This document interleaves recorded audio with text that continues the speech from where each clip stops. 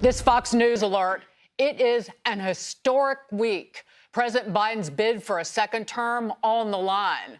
The chorus of lawmakers, political analysts, and voters from the president's own party growing louder. They want the 81-year-old to step aside. The president saying, no way. It is the most crucial week of his political career. But not one public event on his schedule today. This is the Faulkner Focus. I'm Dagan McDowell in for Harris. No official events, but he did call into MSNBC just last hour to hammer this point home. The bottom line here is that we're not going anywhere. I am not going anywhere. I wouldn't be running if I didn't absolutely believe that I am the best candidate to beat Donald Trump in 2024. We had a Democratic nominating process where the voters spoke clearly.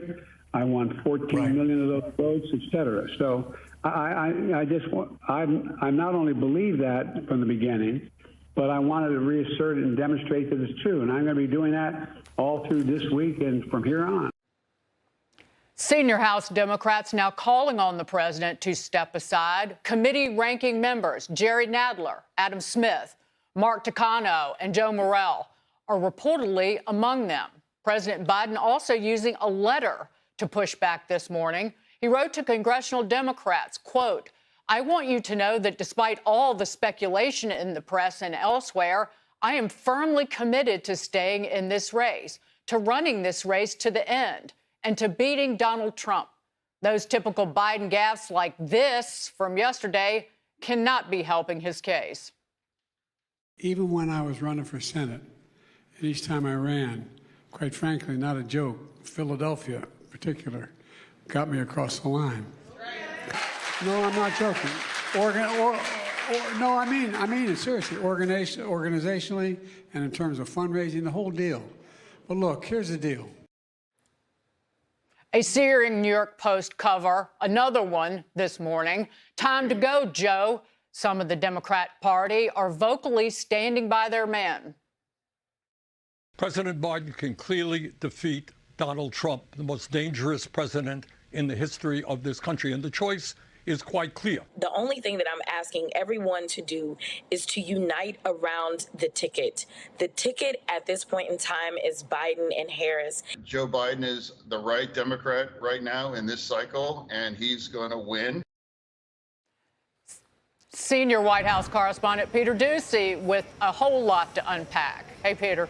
Dagan, you guys just played a clip of that phone interview the president did this morning. At one point towards the end, you could hear him leafing through pages of something, and then he said, I'm reading from a list of things that Trump has said. But in that interview, he said he is not going anywhere, even though a Biden White House official is now telling the New York Times he really should. Part of the article says, after watching Mr. Biden in private, in public, and while traveling with him, the official said they no longer believed the president had what it took to campaign in a vigorous way and defeat Donald J. Trump.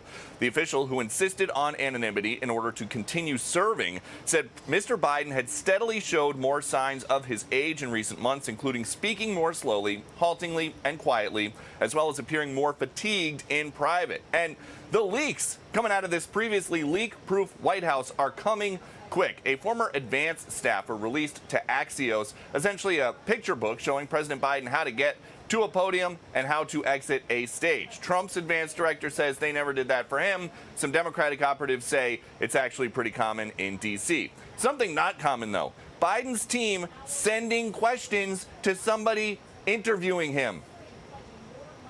Were those questions given to you by the White House, or did you have, or the campaign, or did you have to submit questions ahead of this interview? The questions were sent to me for approval. I approved them. Okay, so the White House sent the questions to you ahead of the interview? Yes. Okay. I got several questions, 8 of them, and the 4 that were chosen were the ones that I approved. This is what we've got from officials in Wilmington. While the campaign insists that this is not at all an uncommon practice, a source familiar with the Biden booking operation tells Fox that they will refrain from offering suggested questions. Over the weekend, that radio host and her station in Philadelphia mutually parted ways. Apparently, the management did not like that during a presidential interview, the president's campaign was dictating what could be asked. Dagan. Peter Doocy, thank you so much for that. Let us start with the Axios report that Peter just talked about. It includes the big font and lots of photos included in a template showing how staffers could prepare to guide Joe Biden exactly where he needs to go at events. Tammy Bruce, Fox News contributor. Oh, this is perfectly normal. Yeah, totally. And it's been so normal. We've seen it from the beginning. This is not new. We've seen, little pictures of him with cards in his hands about who to call on, what the question will be. The question setups are not new. It's been a joke that he says, well, who am I supposed to call on? Or they're not going to let me call on you, or I'm not supposed. Oh, it's been indicated from during the campaign. And so this isn't new. The difference is the media is acknowledging it. And now they're just, they're judging it. Now, my God, isn't this awful? I think why the Bidens are digging in, perhaps why they should, is that this was the arrangement. This was the deal, that we're going to protect you. And they know that he wasn't capable, that we'll get you through this. We've got to beat Trump. And people know you. It's been 50 years. You're the only one who can do it because we can shape it. Don't worry, we've got your back. And then suddenly they don't have his back. And they don't have his back because they failed at kneecapping Donald Trump, which was the other piece of how he would win again. And this is the group that talks about democracy being in danger. Now that it has failed, their little scheme failed to get rid of Trump, they now are throwing this couple and that family under the bus that they knew, and they were going to be fine, and their reputations are destroyed. And now they're saying, I won the primaries. He did. The only way to remove him would be through the 25th Amendment, which would then require more scrutiny. And so now we're looking at people bullying this guy to abandon his post, effectively destroying the nature of the cohesion in the party and in the country itself for the world to watch. That's the Democratic Party. That's the failure in this country. And that's why it doesn't matter who the nominee is. That's the problem we've been facing in this nation. Well, you mentioned the people who stood by, and I'll get to that, because his message, the way I read it, the letter and what he's saying, the defiance is, you knew this was going on all along. Right. And now you turn? Yes, exactly. Right. So it's not just those Capitol Hill Democrats who want to see Biden step aside. Several Hollywood moguls want to see him replaced, including the co-founder of Netflix, movie mogul Jeffrey Katzenberg, who has been stage crafting and managing his campaign, Barry Diller, and Diller's wife, Dionne von Furstenberg. And we also have polling guru Nate Silver posting, I wimped out in today's column and deleted a line saying he should formulate a plan to transition the presidency to Harris within 30 to 60 days. But I'm there now. Something is clearly wrong here. The most generous way to put it is that he doesn't seem in command. And he also said this. He hasn't come to grips with it. He's not winning this race. He's more likely, if you just look at the data and talk to people around the country, political people around the country, it's more likely that he'll lose by a landslide. That was, of course, David Axelrod, former top Obama strategist. He also posted, in reaction to the ABC interview that Joe Biden did, that aired on Friday night, this was a piece on CNN, Denial, Delusion, Defiance. And let's just stand right there for a second.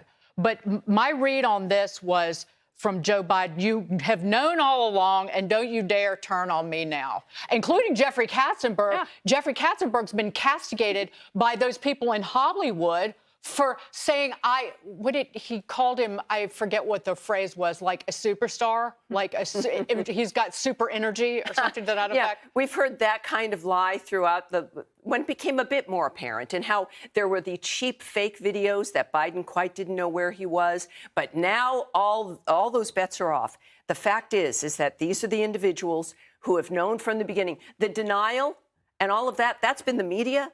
It's been corporate America that had backed him and the Democratic Party. And this is the problem. When they talk about democracy, there's nothing in the Constitution that says you can put up an actor who will be framed by Katzenberg or anybody else or any other directors in Hollywood. And then when they want to, they'll just flip it over to somebody else. You're voting for the president. right? It's not like we'll vote for this guy and then we'll switch him out. This is an abuse of the system entirely. And we've seen it with Trump. They did effectively the same kind of fake dynamic of abusing the process with Trump. They've done it with Biden. But who is it really being done to? Us.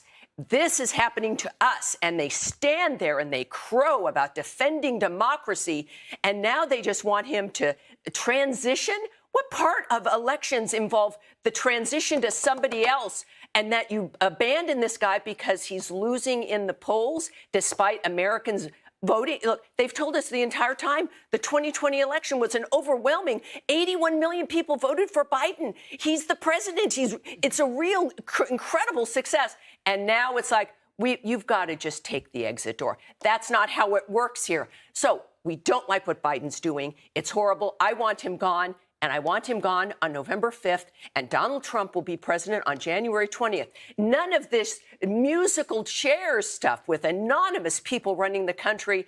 And you get rid of the actor because he suddenly has been exposed as not being the man he was sold as. Shame on them. There's a lot at stake here. The image protection police, known as the media. Jen Psaki 3 weeks ago on MSNBC interviewing Jamie Raskin, accused 3 weeks ago, accused the New York Post of inaccurately, falsely talking about Joe Biden freezing and wandering. Inaccurately, although the American people could see it with their own eyes 3 weeks ago and over a year ago. So how did things get to this point? A new opinion piece says that the media, as you were talking about, is complicit in ignoring Biden's decline. For months or even years, we have seen the liberal media say things like this. He's very lucid, very well informed. He speaks quietly and a little bit slowly, but, you know. We've spent way too much time talking about this president's age. He's totally focused. He's very sharp. And the proof is in the performance. But comparing that guy's mental state, I've said it for years now, he's cogent. But I undersold him when I said he was cogent. He's far beyond cogent. In fact, I think he's better than he's ever been. One of the themes this election cycle is that Joe Biden is too old to lead. And so everyone is seizing upon this. And it is a classic disinformation tactic. Another op-ed by longtime political journalist Mark Halperin, quote, the Trump-hating White House media betrayed voters by hiding Biden's alarming condition, and now it could backfire. The media's conspiracy of silence was intended to keep Donald Trump from returning to the White House for a second term. It is ironic that the deception and hypocrisy may be what, in fact, leads Trump straight back to the Oval Office. They were most concerned with reporting about what flag Justice Alito's wife was flying outside of her house. That was their Watergate, I suppose. Yes, and even now, this conversation, while very important, because it's a part of this entire charade, but what we're not discussing, still the major issues on the minds of voters, immigration and the economy, continued inflation, the continued destruction of the future. People talk about making America great again. We want the future to be great again. And in order for that to happen, all of this has to change. But you're seeing the fact that this isn't a one-off or a bad night or just covering for a guy. This has been a collusion to gaslight the entire nation and the world. And people like Putin and Xi understand it, and so they are taking their actions. But we're going to be heard. And thank goodness Trump did not bow, because this has been a monumental scandal in American history. Well, the gaslighting of your reality is not real has been true, not just about Joe Biden, but it's been true about inflation and their experiences with Joe Biden's economy and Bidenomics, about the open border. It's been true about everything. Exactly. So the American people know what's real and know what their reality is at their kitchen table and in their front yard and in their cities and towns. Tammy Bruce, thank you so much. Thank you, ma'am. Great to be here.